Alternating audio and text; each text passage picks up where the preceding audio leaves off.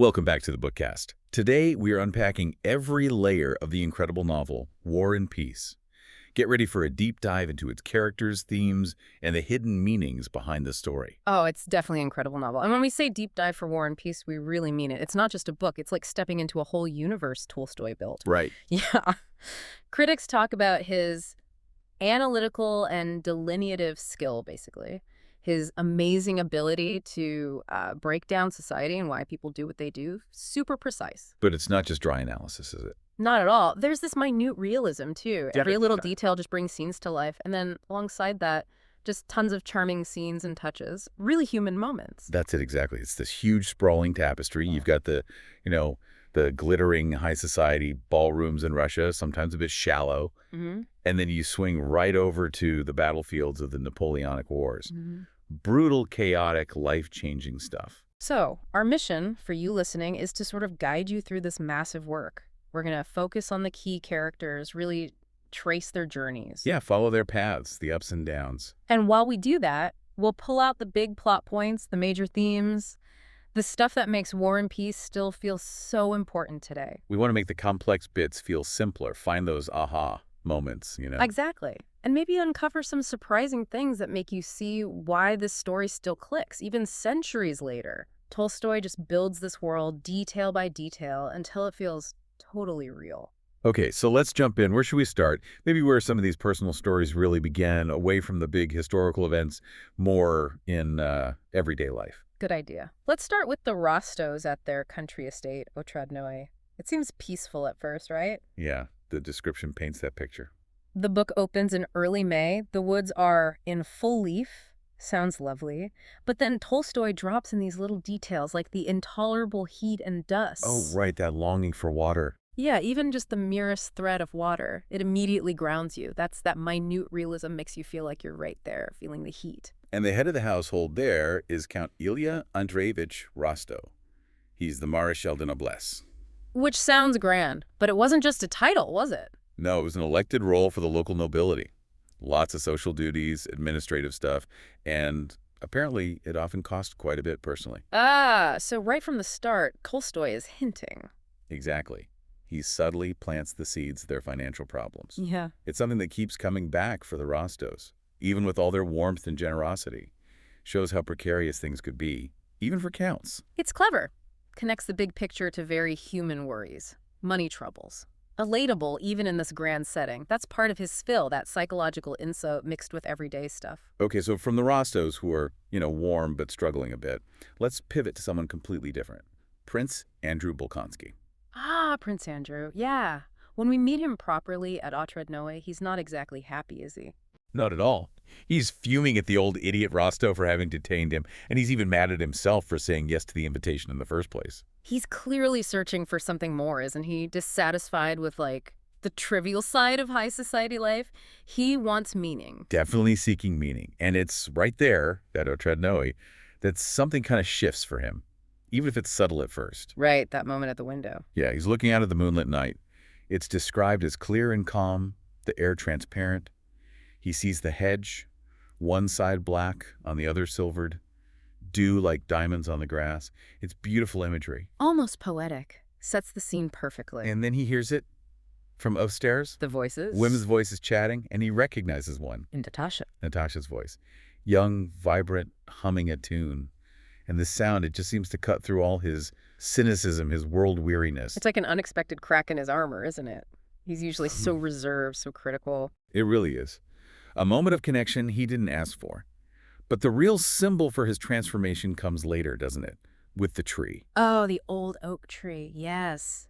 In the birchwood, the gnarled patriarch. When he first sees it, it's like him bitterly defiant or morosely sad, all stark branches matching his own mood. Perfect reflection of his inner state, like life is over. But then later he sees it again, and it's completely changed. Bursting with life, vigorous young leaves pushing through the old bark. And for Andrew, it's not just spring arriving, it's like a resurrection. He feels this sudden rush to his heart of the ecstasy of the spring. It's such a powerful metaphor for his own possibility of change, that life can break through even the hardest cynicism. Tolstoy using nature so effectively there. Absolutely critical moment. It signals him opening up, moving away from cynicism towards, well, towards hope and engaging with life again. And that newfound hope, initially, it finds a focus in Speransky. Ah, Speransky, the reformer. Andrew sees him as almost perfect, doesn't he? The sum of human perfections. He even compares him to Napoleon. But not for war, right? For his brain. Exactly. For his intellect, his big ideas about reforming things like abolishing court ranks, having proper exams for government jobs, big stuff. And Andrew feels like Speransky is the only one who really gets him. Yeah, that line, they do not understand us. It shows Andrew's intellectual side, maybe his pride too, searching for someone on his level. Someone who shares his big ambitions for changing society. And Speransky himself sounds quite distinctive. Tolstoy describes his appearance singularly long body, oddly long head, those dull greenish eyes, thick brows. Makes him sound almost otherworldly. Yeah, it reinforces Andrew's view of him as this visionary intellectual figure, someone above the usual societal fluff Andrew hates. Of course, this initial hero worship gets tested later on, and it's part of Andrew's journey through idealism. Okay, so we have Andrew seeking meaning in action and ideas. Then there's Pierre Bezukhov, a totally different kind of seeker, isn't he? Oh, Pierre, yeah, he's on a quest for truth too, but it's often messier, more earnest, maybe a bit clumsy sometimes. Definitely earnest.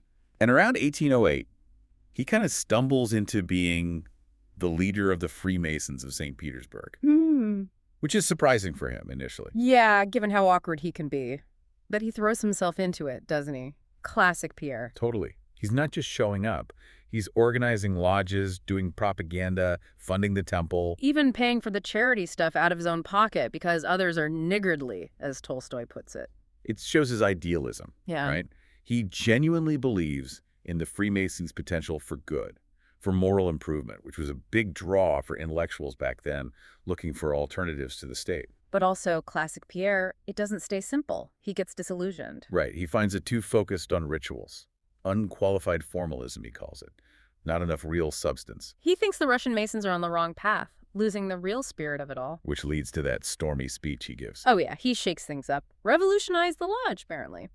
And then they accuse him of mystical illuminism. Huh.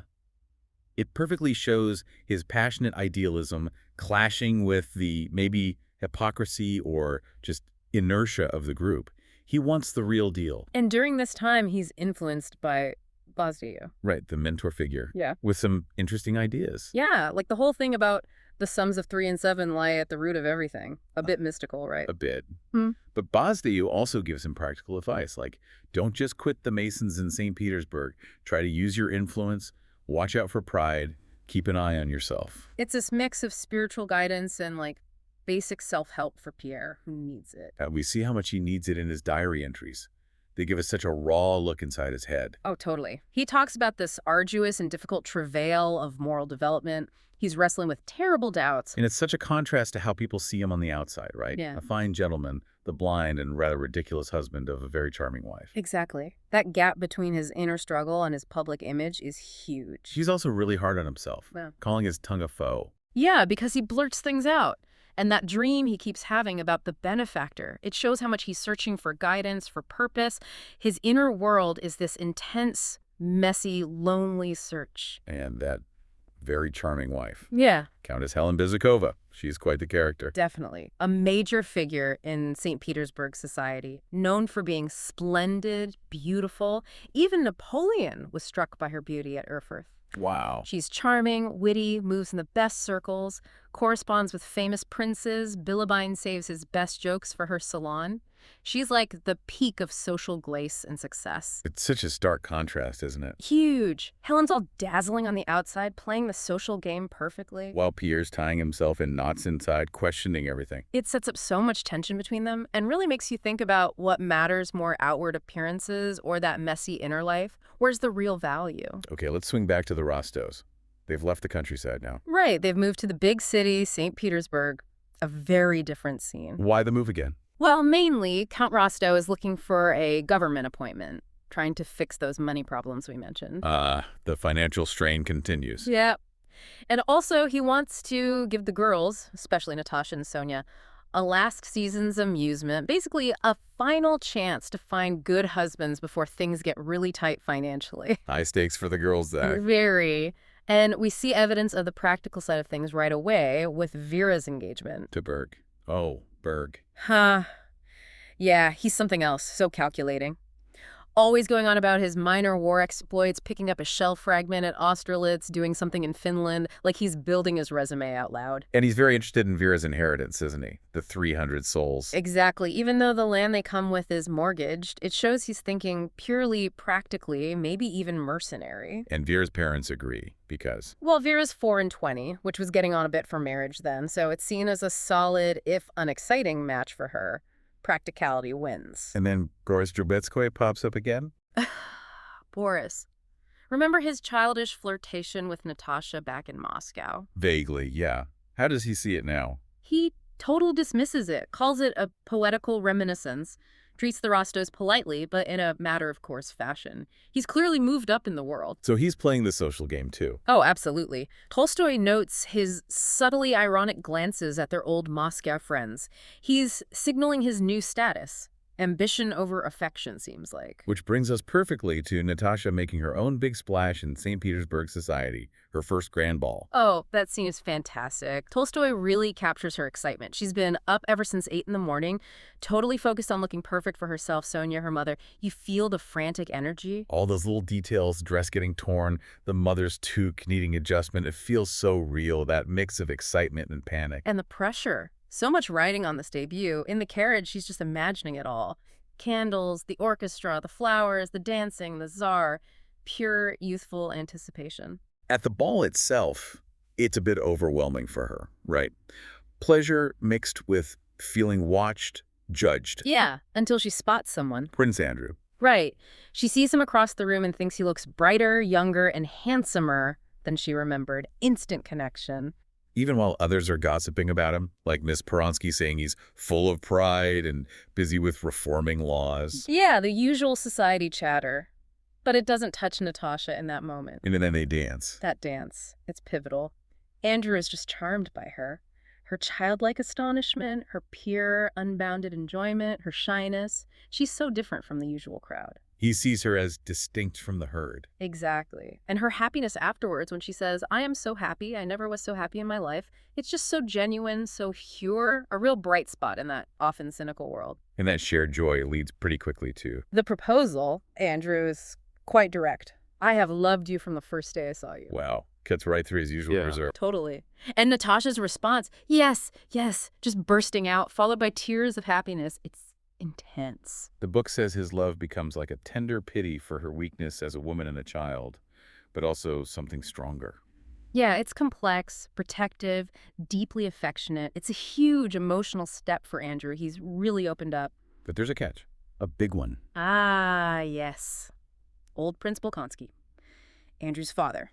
He steps in. And demands a delay. A 1-year delay before they can marry. He's portrayed as really difficult, disapproving, clearly doesn't like the match. And that waiting period is described as a poetical and silent dullness, which sounds nice, but maybe hints at trouble. Definitely hints at trouble. That lack of immediate excitement, that dullness is going to be really hard for someone like Natasha, who lives so much in the present moment. It sets the stage for complications. And the old prince himself, Andrew's father, he sounds like quite a character. Oh, formidable. Cold and distant, even with his own daughter, Princess Maria.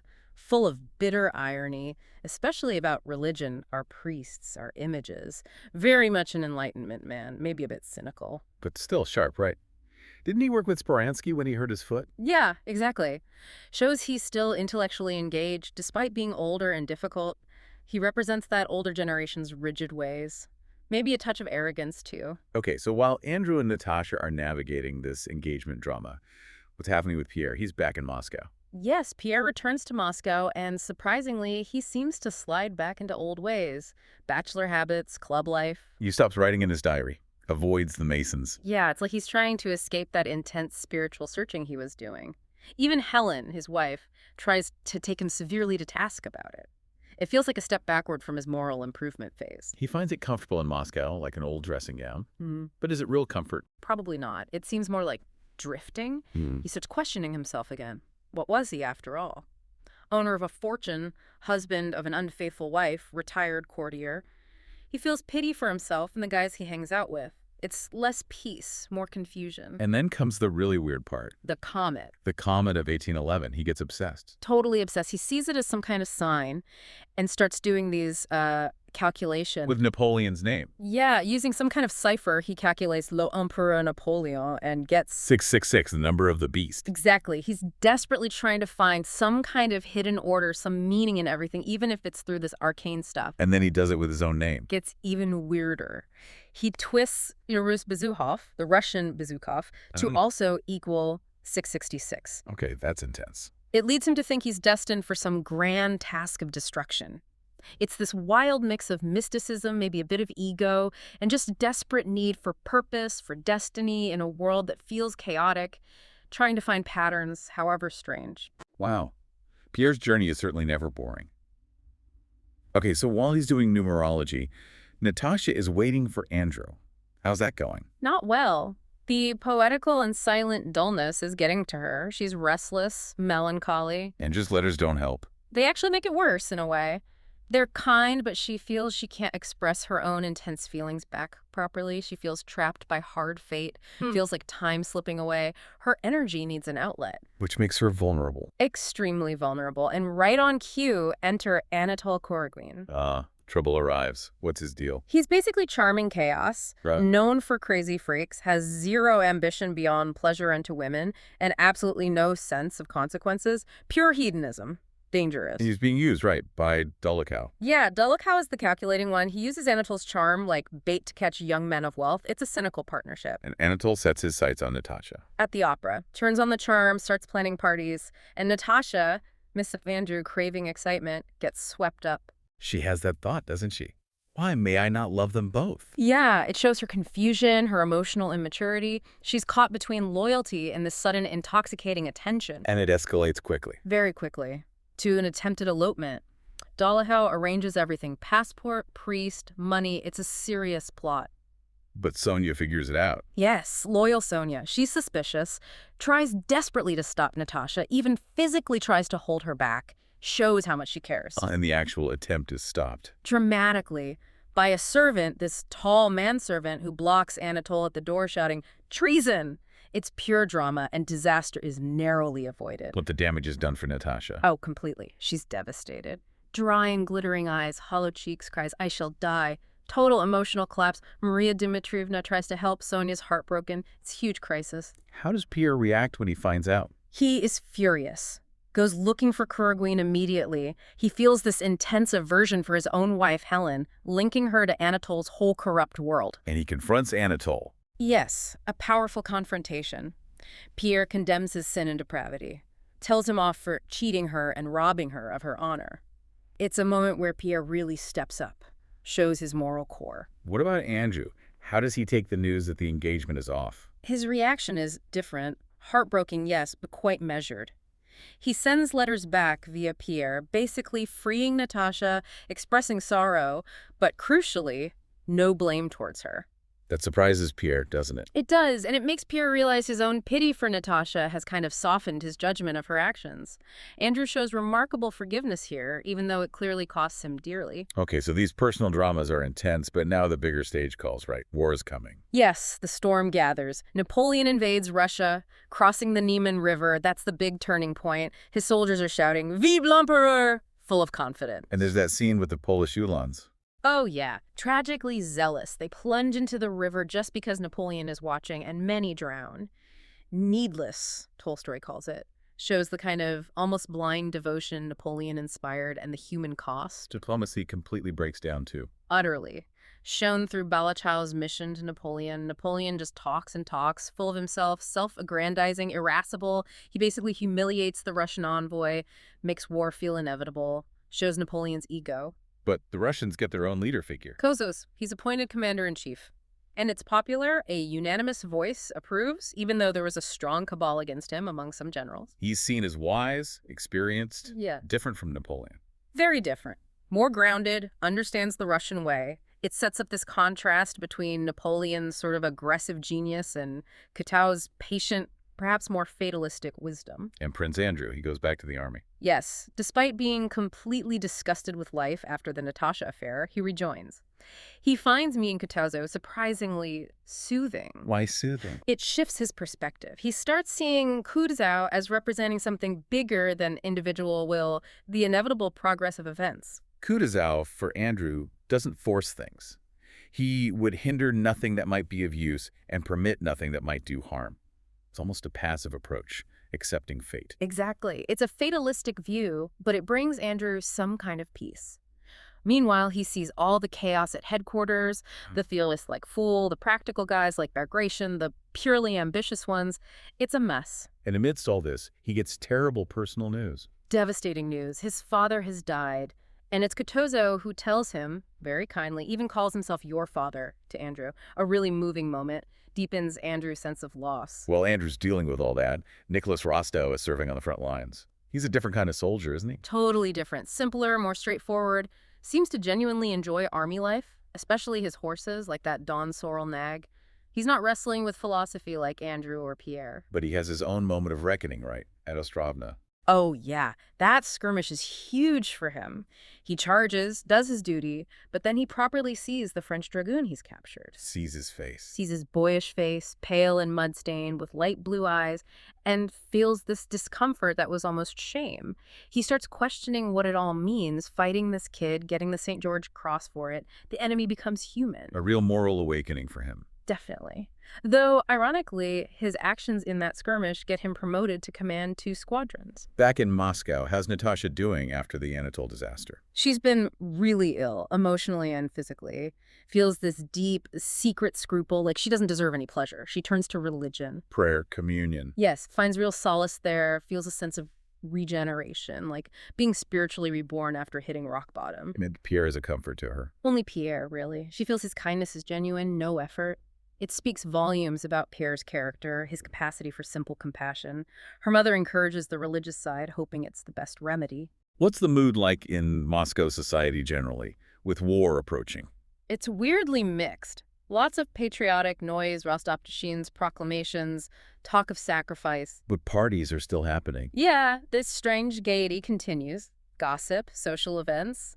The war isn't quite real yet. Interestingly, the English club members are the first to pledge support and sacrifice. Maybe a bit performative. And young Pedia Rostow wants to join up. Oh, Pedia. He's bursting with enthusiasm, desperate to join the Hussars, totally ignoring his parents' worries, gets caught up in the excitement when the Tsar visits Moscow. He's ready to run away if they don't let him enlist. Pure youthful idealism, maybe naivety. Meanwhile, the other Bolkonsky, Princess Maria, is dealing with her father's decline. Yes, old Prince Bolkonsky is getting worse. More irritable, having fits of temper like Maria sometimes did, paranoid about traitors, spies, treason. Whoa. His decline mirrors the national tension. And then he has a stroke. Paralysis. Princess Maria has to cope with his final moments, his garbled sounds, those last words. Russia is lost.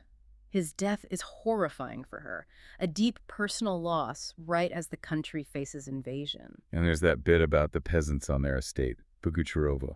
Right, their local myths and stories like migrating to fabulous streams shows their separate world, their own culture. Which becomes a problem when Maria tries to leave after her father dies. Big problem. The peasants refuse to help. Won't give carts, won't take the grain she offers. They're angry and obstinate. It starkly shows the class divide, the resentment between serfs and nobility, even during a national crisis. Maria is stuck. Until Nicholas Rostow rides in, like a knight in shining armor almost. our young hussar. What does he do? He takes charge, deals firmly with the rebellious peasants, orders them back home, gets the carts for Maria. He's decisive, protective. And Maria is impressed. More than impressed. His kindness makes her heart fill with love. She wonders if she's falling for him right then and there. A real connection sparks in the middle of chaos. But Nicholas has his own conflict, doesn't he? Yes. He's thinking about Sonia, who he's basically promised to marry. But then there's Maria and her splendid fortune. It adds complexity. Even his heroic act isn't entirely simple internally. Okay, all these threads are pulling together as the French advance. Smolensk is next. Smolensk, a huge turning point, brutal fighting, thousands slain on both sides. And then the city is set on fire. By the Russians themselves? By the inhabitants, yeah. They felt cheated and deceived by the governor and chose destruction over surrender. A desperate, devastating act. The retreat from there sounds awful. Pure chaos. Soldiers like a swarm of ants. Civilians fleeing towards Moscow, spreading fear and hatred of the enemy. And Prince Andrew passes his own home. Lysigori, his family estate, it's ruined. He sees the crops cut down by soldiers. Feels this bitter joy visiting the wreckage. A very personal symbol of the war's destruction. This really brings us to one of Tolstoy's huge ideas in the book, doesn't it? Mhm. Free will versus fate. Exactly. Fatalism. Tolstoy basically says, fatalism is the only clue to history when we endeavor to understand its illogical phenomena. He thinks history isn't really driven by individual choices in the way we usually think. So all the things the characters do, Napoleon's ambition, Alexander's hesitation, Nicholas Rostow charging into battle, the plotting at headquarters. All of it, Tolstoy suggests, they're just unconscious instruments of history. People think they're making free choices, but they're part of this larger, inevitable flow of events they don't control. He even calls great men merely name labels in history. Yeah, like the label on a jar doesn't cause what's inside. He argues these great men have less real connection to the events than we imagine. Their actions aren't truly free, but part of this massive collective movement. It's a really challenging idea. Takes away the focus from individual heroes or villains. Completely. He says the war wasn't just because Napoleon was ambitious or Alexander was indecisive. It was the cumulative force of millions of tiny, seemingly random things, choices, accidents, all adding up to create this unstoppable historical wave. It's about the collective spirit, not just the leaders. Wow. So, wrapping up our deep dive for today, Yep. we've seen these incredibly detailed personal stories playing out against this vast historical backdrop. And if they're intertwined makes War and Peace so powerful. That analytical skill, that minute realism, it all serves to show us history through human eyes, human hearts. It really is a novel where the individual struggles, joys, and moral questions are inseparable from the huge impersonal forces of history. It makes you question everything: causality, free will, destiny, looking beyond the surface. So maybe a final thought for you to chew on. How much are our own lives shaped by these larger forces we can't see or control? When we think we're making free choices, are we really just part of a bigger pattern? What does that mean for our own sense of purpose? It's a big question. Tolstoy certainly leaves you thinking. Definitely something to mull over. Indeed. A question that stays with you. And there you have it. Thanks for spending a little bit of your day with us and this story. If you enjoyed it, a simple like or subscribe helps the channel out more than you know. Be good and take care.